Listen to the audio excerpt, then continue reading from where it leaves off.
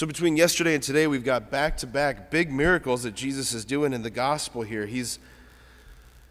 What he's doing, right, of course, is he's forming his disciples. He's trying to get them to see the world differently, right?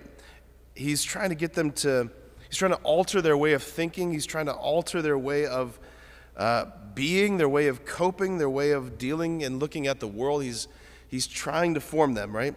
So yesterday, of course, we had the miracle of the miraculous multiplication of the loaves. And today we've got this miracle of him walking on the water, walking towards them in the midst of this storm. And there's something very significant that's in common between both of these miracles. In both of these instances, he's inviting his disciples. Well, maybe it's better to say he's leading them to get in touch with the far limits of their poverty, their insufficiency, that place in them where they've run out, where they're not enough, where they can't cope, where they can't escape it, where they can't fix it. He's trying to get them in touch in that place, with that place where I can't work my way out of this. You're just face to face with your limitations. Anybody ever been there before? Maybe it's just me. Okay. Like with yesterday's miracle, right, we have 5,000 men. We don't know how many women or children. Let's assume just as many women and children. You got 15,000 people, right? Jesus says to his disciples, he says, you give them some food, right? You give them some food yourselves. Now, in the gospel, we have no clue how long they scrambled and strategized after he said this to them.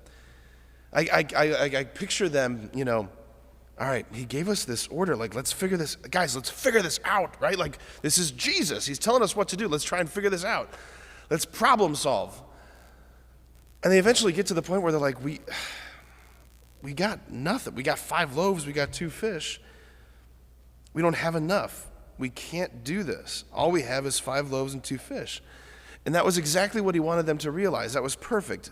Bring your not enough to me, right? Give me your not enough and watch what I do with it, how I turn it into more than enough, a superabundance. That was yesterday's gospel, right? But today, he sends them in the boat across the sea to Bethsaida, the Sea of Galilee, right? See, think it's better to call it like a lake. It's a big lake, the Sea of Galilee. It was evening, it says, and Jesus, from the shore, he could see a storm was brewing. He knew what they were experiencing. He knew what they were going through. So, knowing that they were being swamped, knowing that they were being, about to capsize, he goes out to rescue them right away, right? No, he does the opposite. It says he waits until the 4th watch of the night. What does that mean? Sometime between 3 and 6 a.m., the 4th watch of the night, which means he waited somewhere in the ballpark of 9 to 12 hours. He let them sit in the storm. He let them stay in it for about 9 to 12 hours, which must have felt for them like an absolute eternity. So why does he do this? Why did God in the Old Testament, why did he let the Israelites escape Egypt after mighty signs and wonders and then finally come to the shore of the Red Sea, only to have the Egyptian army barrel down behind them with this wall of water in front of them, the army behind them? They must have felt terror in their bones as they realized, we can't fix this. We can't escape this. We can't make a way out of this. We are at the limit of what we are capable of. Or why did Jesus let Lazarus get sicker and sicker and sicker and sicker, refusing to come, refusing to do a miracle, until finally he dies and his body is wrapped and buried and sealed in a tomb, right? The sheer limits of human poverty, death. Why does he delay in rescuing them and coming to them on the water? It's not because he's cruel.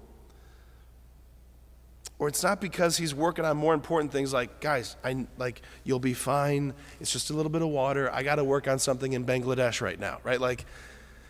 That's not what's going on. It's not because he doesn't notice, doesn't care. He's working on more important things. He's teaching them and he's forming them.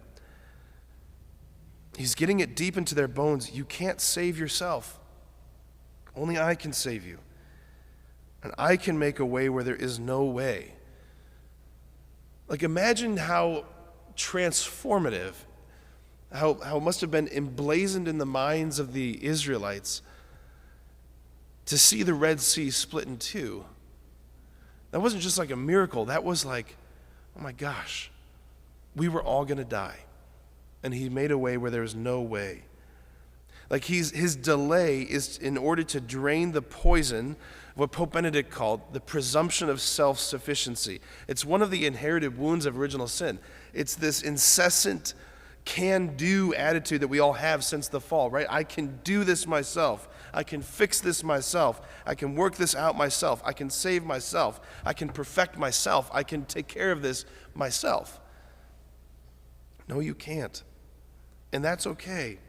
It's more than okay. It's human. That's our creatureliness. It makes us like children, right? Children who know that they can't do anything on their own. I can't open this jar. I can't tie my shoes. I can't dress myself, feed myself, fix all of this problem. I can't take care of this. Like the Lord's delay in our life, it's not his denial. It's his deliberate way of drawing the poison of self-sufficiency out of us. Like if you feel right now, like in your life, if you feel like you're being stretched to the limit in something, you are. And not because he's cruel, not because he doesn't care, not because he doesn't notice. He's doing it so that you would learn in your bones how deeply you need him. That you would run out of backup plans. You would run out of contingencies. He's bringing you to the shore of the Red Sea so that he can cut a way through it. And how good it is, how unbelievable it is, how the world changes, how our world changes when he does get in the boat of your life. Because that's when everything dies down. That's when everything changes.